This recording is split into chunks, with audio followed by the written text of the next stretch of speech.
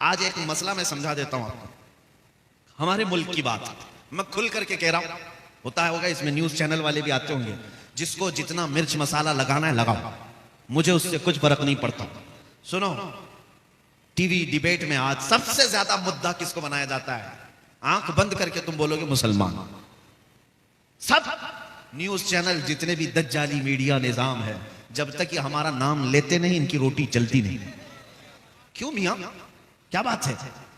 एक तो मैंने सर्वे की रिपोर्टें देखी, मुसलमान इस मुल्क में सबसे बैकवर्ड है। इनके पास माल की कमी है, इनके पास एजुकेशन की कमी है, इनके पास सियासत नहीं, इनके पास क़यादत नहीं, इनके पास डिपार्टमेंट में लोग नहीं, इनके नेता नहीं। सब रिपोर्ट में हमने देखा, यहां तक के कई रिपोर्टें ये बताती हैं कि दलित समाज से भी नीचे आ गए मुसलमान कुछ मामलात में। इतनी बिछड़ी हुई कौम है अगर, और वो भी पूरे मुल्क में 14% है। इतनी बिछड़ी हुई कौम जिनका ढंग का एक नेता ना हो, इल्ला माशाअल्लाह, और कोई ताकत नहीं, कोई कुव्वत नहीं। फिर मैं ये पूछता हूं, सबसे ज्यादा डिस्कशन इस कौम पे क्यों होता है? जो सबसे कमजोर है, अगर सबसे ज्यादा बिछड़ी हुई है, तो फिर मुद्दा हर टीवी चैनल का यही क्यों है? सुबह से शाम तक खोलो यही, बुर्का, अजान, दाढ़ी, टोपी, नमाज, मुसल्ला, मस्जिद, इसके अलावा क्या है? सब कुल मिलाकर के न्यूज का हासिल सिर्फ मुसलमान, सिर्फ मुसलमान। मैं बहुत दिनों तक ये सोचता रहा, जब इस कौम के पास कुछ है ही नहीं तो ये न्यूज चैनल में इतनी ज्यादा क्यों हाहाकार मची हुई हमारे नाम से। फिर इकबाल की बात याद आई, कुछ बात तो है, कुछ बात तो है कि मिटती नहीं हस्ती हमारी, सदियों रहा है दुश्मन दौरे जमा हमारा। कोई बात तो है जिसकी वजह से बहुत ज्यादा तुम टारगेट पर हो, बहुत ज्यादा निशाने पर हो। वो क्या बात है? दुनिया को पता है, शायद तुम्हें पता ना हो। दुनिया जानती है, शायद तुम नहीं जानते। हाँ, मैं मानता हूं तुम्हारे पास सियासत की कमी है, एजुकेशन की कमी है, क़यादत मफकूद है, मालो दौलत में कम हो, असर और रुसूख में कम हो, मैं मानता हूं। लेकिन दुनिया को पता है ये सब कुछ इनके पास नहीं। लेकिन एक दौलत इनके पास ऐसी है कि जिस दिन वो बेदार हुई, दुनिया का जागना हराम कर कर रखेंगे। वो दौलत का नाम है इश्क मुस्तफा, जिसको इकबाल ने कहा था। यूरोप आज भी ये कहता है, ये फाका कश मौत से डरता नहीं, जरा रूहे मोहम्मदी इसके बदन से निकाल दो। दुनिया इसी बात की दुश्मन है कि सब लुट गया है, लेकिन नामे मोहम्मद पर मरने का जज्बा अभी तक लुटा नहीं है। इसीलिए तो हम पुकार करके कहते हैं, रसूल पाक सल्लल्लाहु तआला अलैहि वसल्लम के नाम पर लब पर नाते पाक का नगमा कल भी था और आज भी है। अपना सब कुछ गुंबद खजरा कल भी था और आज भी है। बतला दो गुस्ताख नबी को, गैरत सुन्नी जिंदा है, उन पे मर मिटने का जज्बा कल भी था और यही वो जज्बा है, यही वो दौलत है, यही वो कीमत है जो तुम्हें आज तक स्टैंड करके रखी हुई है। अब इसी दौलत को थोड़ा सा और बढ़ाने की जरूरत है। जो चिंगारी तुम्हारे सीनों में जल रही है, ये शोला बनाने की देर है। जिस दिन ये मोहब्बत मुस्तफा का चिराग शोला बनेगा, फिर तुम्हें किसी और ताकत की जरूरत नहीं। तुम्हारा चलना फिरना भी लोगों के लिए दुश्वार बन जाएगा, तुम्हारा रौब अल्लाह ताला दूसरों के ऊपर डाल देगा। इसलिए मेरे अजीजों, नबी पाक सल्लल्लाहु तआला अलैहि वसल्लम की मोहब्बत अगर सच्ची है तो अपने ख्वाहिशात को कुर्बान करो, अपने ख्वाहिशात को कुर्बान करो। तुम्हारी ख्वाहिश गुनाहों के अड्डों पर ले जाना चाहती है, लेकिन मेरे मुस्तफा तुम्हें मदीने की तरफ बुला रहे हैं। और आला हजरत ने क्या फरमाया? वो तो निहायत सस्ता सौदा बेच रहे हैं जन्नत का, वो तो निहायत सस्ता सौदा बेच रहे हैं जन्नत का। हम मुफलिस क्या मोल चुकाएं, अपना हाथी खाली है। और आला हजरत ने ये सबको समझाया था, सुना जंगल रात अंधेरी छाई बदली काली है, सोने वालों जागते रहियो चोरों की रखवाली है। कौन से चोर हैं यहां पर? कौन से चोर हैं? वो आला हजरत फरमाते हैं, आंख से काजल साफ चुरा ले, यहां वो चोर बला के हैं। तेरी गठरी ताकी है और तूने नींद निकाली है। आंख से काजल चुराते हुए किसी को देखा है आपने? आला हजरत ने इसमें मिसाल देखे कैसे। आंख से काजल चुराने वाले चोर यहां पर हैं। आंख से काजल का मतलब क्या है? एक मोमिन का काजल और सुरमा इश्क मुस्तफा है, मोहब्बत मुस्तफा है, जो सबकी आंखों में लगा हुआ है। और ये इश्क मुस्तफा का सुरमा चुराने वाले चोर मौजूद हैं। और जब ये तुम्हारे आसपास फटक रहे हैं तो गहरी नींद में सोना मुनासिब नहीं है। तुम जागते रहो, जागते रहो। दुनिया की मोहब्बत में फरेफ्ता होने वालों सुनो, आला हजरत फरमाते हैं, शहद दिखाए जहर पिलाए, कातिल डाइन शोहर कुश, इस मुर्दार पे क्या ललचाए, दुनिया देखी भाली है। ये दुनिया का हाल ये है कि दिखाने की चीजें शहद जैसी, और जब खाओगे तो वो जहर है। ये गुनाहों को सजा सजा कर लाती है तुम्हारे पास, और तुम उसको समझते हो फैशन है, ये मॉडर्निज्म है। और जब तुम उसको हुलूल कर जाते हो, ये जहर है जो तुम्हें दोज़ख की तरफ ले जा रहा है। आज गुनाहों के नाम बदले जा चुके हैं। बहुत सारे नौजवान शराब पीते नहीं, शराब नहीं पीते, विस्की पीते नहीं पीते, लेकिन बियर पीते। क्या है मियां, बियर क्या चीज? कहा वो फ्रूट से बनता है। शराब क्या? शराब पकाने से बनता है, वो भी बहुत सारे फ्रूट से ही बनता है। लोगों को जहन बदलने के लिए नाम बदले गए। जिना का नाम क्लब रख दिया गया। मुजरे करने के लिए, भंगड़ा डालने के लिए बुरे अल्फाज इस्तेमाल किए जाते थे। पहले नचनिया कहते थे, लेकिन अब उसको डांस का नाम दिया जाए, वही फैशन है। वो फैशन है। जुआ खेलने वाले होते थे, उनसे दुनिया बचती थी, लेकिन अब जुएबाज, सट्टेबाज, दुनिया के बड़े बड़े करोड़पति बैटिंग करते हैं। हम क्या काम है? क्रिकेट, फुटबॉल में बैटिंग करना। जुएबाज, गैम्बलर, ये वो लोग हैं जिनके मुतालिक रसूल पाक सल्लल्लाहु ताला अलैहि वसल्लम की अहादीस में सख्त तरीन मजम्मत आई है। सूद खाने वाले, आप ब्याज कहते रहे होंगे, लेकिन अब दुनिया उसको इंटरेस्ट के नाम से, नया लफ्ज फाइनेंस के नाम से खिलाती है। सूद का एक लुकमा खाने वाला, मेरे मुस्तफा फरमाते हैं, खाने काबा के सामने अपनी मां से जिना करने के बराबर है। मुसलमानों को इन तमाम चीजों में लाकर डाल दिया गया है। गुनाहों के नाम बदले गए।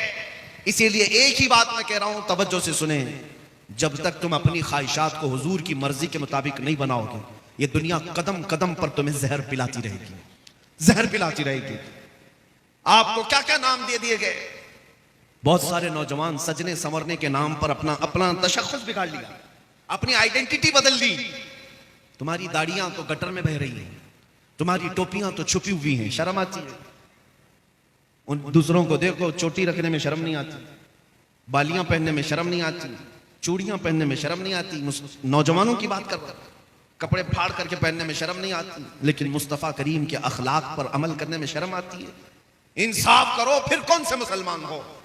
जब तक तुम अपने आप को ना बदलोगे, ये हालात नहीं बदलने वाले। कुरान कहता है, इन्नल्लाह ला युगय्यिरु मा बिकौमिन हत्ता युगय्यिरु मा बिअनफुसिहिम। बेशक अल्लाह ताला उस वक्त तक किसी कौम की हालत को नहीं बदलता जब तक वो कौम खुद अपनी हालत नहीं बदलती। आज बदलने का वक्त है। शायर ने सच कहा है, जगह जगह के थक चुके हैं तुम्हें ये हंगामे, नशाते लज्जते ख्वाबे गिराम बदल डालो। गलत रवि से मनाजिल का बहुत बढ़ता है, मुसाफिरों रविश कारवां बदल डालो। मैं आया हूं सिर्फ यहां पर इस बात के लिए कि तुम्हारे घरों में हर पैदा होने वाला बच्चा मेरे मुस्तफा का सिपाही बनकर के निकले, नबी पाक सल्लल्लाहु ताला अलैहि वसल्लम की इज्जत पर पहरा देने वाला बनकर निकले। इतने बड़े अजीम काम के लिए उठने वाला एक बच्चा, जाहिर सी बात है उसे अंदर से और बाहर से पूरा पाक होना होगा, उसकी तरबियत पर पूरी तवज्जो देनी होगी। यहां पर जितने हाजिरीन आए, सबसे मैं कहता हूं, अगर अल्लाह ने एक बेटा दिया है तो मेरे मुस्तफा के नाम पे पालो, उसकी तरबियत करो नामे मोहम्मद लेकर के, और उसे यूं सिखाओ, मैं सो जाऊं या मुस्तफा कहते कहते, खुले आंख मेरी सल्ले अला कहते कहते। जब वो जवान हो जाए फिर देखना दुनिया उसके सामने उंगली उठाने की भी हिम्मत नहीं रख सकती। आज तुमने अपने बच्चों को आवारा कर रखा है, इनको किसी और के गोद के हवाले कर दिया है, इनको तुम ऐरे गैरे के तरबियत में डाल रखे हो। सिर्फ इतनी बात मैं कहने आया हूं, तुम्हारा हर बच्चा मेरे मुस्तफा का सिपाही होना चाहिए। नबी पाक सल्लल्लाहु ताला अलैहि वसल्लम की मोहब्बत में उसकी परवरिश होनी चाहिए। एक मां का जज्बा देकर मैं अपनी गुफ्तगू को समेटता हूं। तवज्जो, मदीने की खातून है, मदीने की खातून है।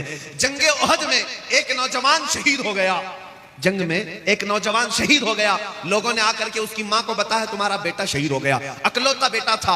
अगर हमारी औरतों का कोई एक जवान बेटा दुनिया से चला जाए, पता नहीं वो आसमान सर पर उठा ले, मातम करने लगे, चेहरा नोचने लगे, बाल खोलने लगे। नहीं, मदीने की खातून थी, हिजाब में निकलती है, सीधे उहद के मैदान में आती है, रसूल पाक सल्लल्लाहु अलैहि वसल्लम का दीदार करती है और पूछती है, या रसूल अल्लाह, क्या मुझे इजाजत है मैं अपने बेटे को देख सकूं, मेरे बेटे की लाश देखूं? नबी पाक सल्लल्लाहु अलैहि वसल्लम ने फरमाया, हाँ, तेरा बेटा शहीद हो गया, अल्लाह उसको बुलंद मकाम दे, जा तू देख सकती है। सुनो ए मुसलमानों, वो खातून आई अपने बेटे को ढूंढते हुए, मैदान में पड़ी हुई एक लाश है, जवान बेटे की लाश। जब माँ देखे तो कलेजा फट जाना चाहिए, लेकिन कमाल है वो मदीने की खातून, सलाम हो उनकी अजमतों और कुर्बानियों पर, अपने बेटे की लाश के करीब आई, जिस्म से जुब्बा हटाया, जिस्म से जुब्बा हटाया और पलटा, पीठ पर हाथ फेरती रही, सीने पर हाथ फेरती रही, फिर जुब्बा सीधा किया, मुस्कुराई और सजदे में गिर गई, सजदे में गिर गई, शुक्र अदा करने लगी।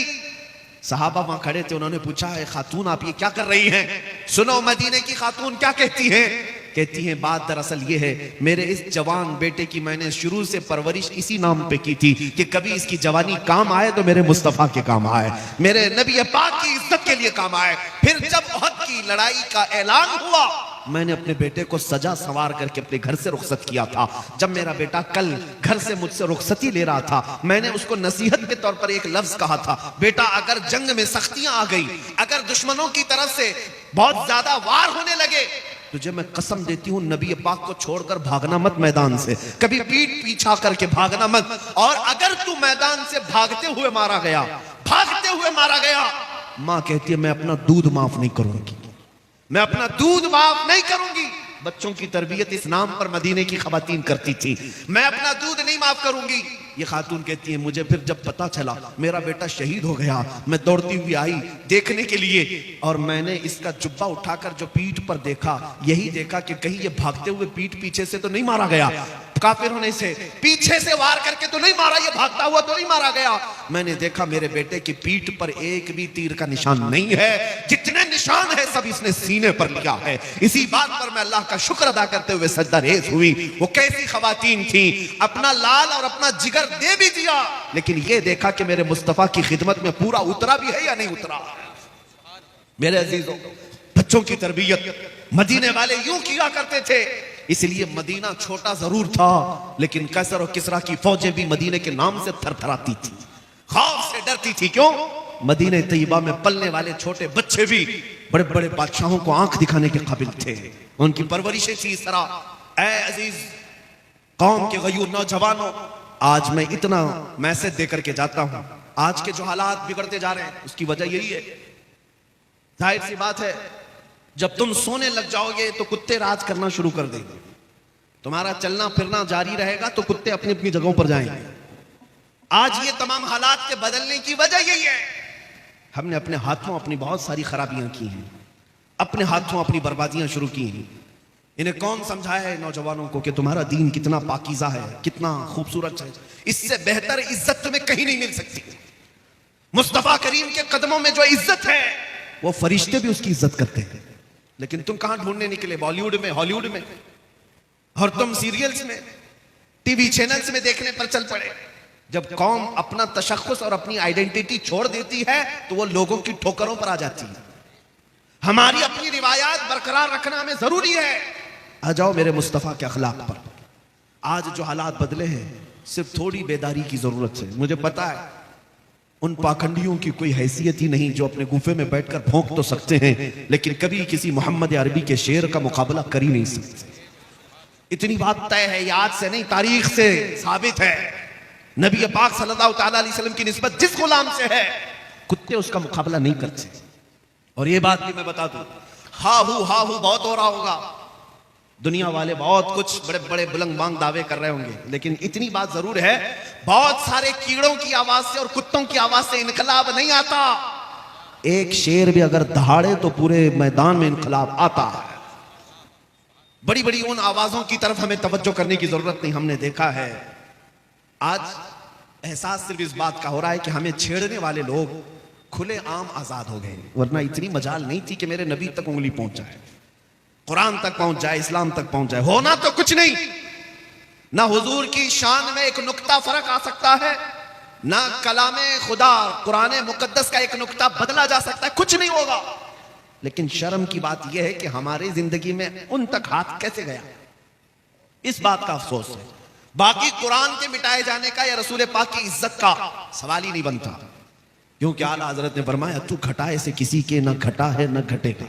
या रसूल अल्लाह, जब बढ़ाए तुझे अल्लाह ताला तेरा, मिट गए मिटते हैं मिट जाएंगे, आधा तेरे न मिटा है न मिटेगा कभी, चर्चा तेरा रहेगा यूं ही उनका चर्चा रहेगा। बड़े खाक हो जाए जल जाने वाले, नबी पाक सल्लल्लाहु अलैहि वसल्लम की इज्जत पर कोई आंच नहीं आ सकती, कुरान पाक का एक नुक्ता नहीं बदल सकता। हमने अपनी जिंदगी में भी नहीं देखा वो राफजी कुत्ता जो दीन बदलने निकला, इस्लाम बदलने निकला, कुरान को बदलने निकला। हालत ऐसी हो गई कि घर का, वो क्या कहते, धोबी का कुत्ता, ना घर का ना घाट का। आज यही हालत हो गई, ना इधर का रहा ना उधर का रहा, बीच सड़क में पड़ा रहा। अब तो ऐसे ऐसे स्टेटमेंट आते हैं उसके, जान का खतरा है, हमें जान का खतरा है। ये जिल्लत तो अभी दुनिया में देखनी है, आखिरत की बाकी है। सच फरमाया इमाम इश्क व मोहब्बत ने, या रसूल अल्लाह, जो तेरे दर से यार फिरते हैं दर बदर यूं ही खार फिरते हैं, दर बदर यूं ही खार फिरते हैं। जो हुजूर पाक को छोड़ता है वो जिल्लतों का शिकार होता ही है, होना कुछ नहीं है। जो जो हुजूर की तरफ उंगली उठाते रहे वो सब कीड़े फना हो जाएंगे, सब कीड़े फना हो जाएंगे, बरसाती मौसम के कीड़े। लेकिन मेरे मुस्तफ़ा करीम की शान जैसी थी वैसी ही बाकी रहनी है, बल्कि कुरान उनके मुतालिक कहता है वलल आखिरतु खैरुल लक मिनल ऊला। ऐ रसूल, हर आने वाली घड़ी आपकी पिछली घड़ी से बेहतर है, आपकी शान बुलंद होती ही जाएगी सुबह क़यामत तक। अरे मियाँ, ये तो कुरान की बात है ही है। जॉर्ज बर्नार्ड शॉ, अंग्रेज तारीखदान, एक मौलिक या अंग्रेज एक दानिश्वर है, वो कहता है, हमारी जमात का नहीं, वो कहता है मैंने दुनिया में बहुत सारे इनकलाब देखे, रेवोल्यूशन और इनकलाब लाने वाली शख्सियतें जब तक जिंदा थी उनका इनकलाब भी जिंदा था, लोग भी ज्यादा थे, लेकिन जब वो शख्सियतें मर गई तो इनकलाब भी ठंडा पड़ गया, वो रेवोल्यूशन भी गया। जैसे लेनिन का इनकलाब, मार्क्सिज्म का इनकलाब, सोशलिज्म का इनकलाब, डेमोक्रेटिक का इनकलाब, बहुत सारे इनकलाब आए। जॉर्ज बर्नार्ड शॉ कहता है लेकिन एक इनकलाब मदीने से आया था, मुहम्मदुर रसूलुल्लाह का, वो गए 14 सदियां हो गई, लेकिन उस इनकलाब में एक आंच बराबर, एक उंगली बराबर भी कमी नहीं आई, बल्कि हर जमाने में उनके इनकलाब का असर बढ़ता ही रहता, बढ़ता ही रहा। ये कौन कह रहा है? दूसरे खीमे के लोग भी इस बात को मानते हैं कि मेरे मुस्तफ़ा करीम के दीन पर आज भी कोई फर्क नहीं आया। इस्लाम की फितरत में कुदरत ने वो लचक दी है, जितना ही दबाओगे उतना ही वो उभरेगा। ऐ मुसलमानों, मेरा ये मैसेज सुन करके जाओ, हमारे तमाम मसाइल का हल यही है कि मोहम्मद से वफा तूने तो हम तेरे हैं, ये जहां चीज है क्या लौह कलम तेरे हैं। अब आओ हम ये अज़्म करके आज उठते हैं, जिंदगियां गुजारियां अय्याशियों में, गुनाहों के अड्डों पर, बर्बादियां तो हमने अपने आंखों से देखी है, लोग आज हमें ठोकरों पर रख रहे हैं, कभी मस्जिदों की तरफ निशाने, कभी हमारे गुंबदों की तरफ, कभी खानकाहों की तरफ, कभी हमारी बच्चियों के हिजाब की तरफ, कभी कुरान, कभी रसूल, कभी खुदा की शान की तरफ। लेकिन आज हर मुसलमान नौजवान को बदलना होगा और यह अहद करना होगा, अब मैं जीऊंगा तो मेरे मुस्तफा के अखलाक पर जीऊंगा, उनकी सुन्नतों पर जीऊंगा। आओ नबी पाक की तरफ मुखातब होकर के यूं अर्ज करो, या रसूल अल्लाह, दहन में जुबान तुम्हारे लिए, बदन में है जान तुम्हारे लिए, हम आए यहाँ तुम्हारे लिए, उठे भी वहां तुम्हारे लिए। वाखिरु दावाना अनिल हम्दुलिल्लाहि रब्बिल आलमीन।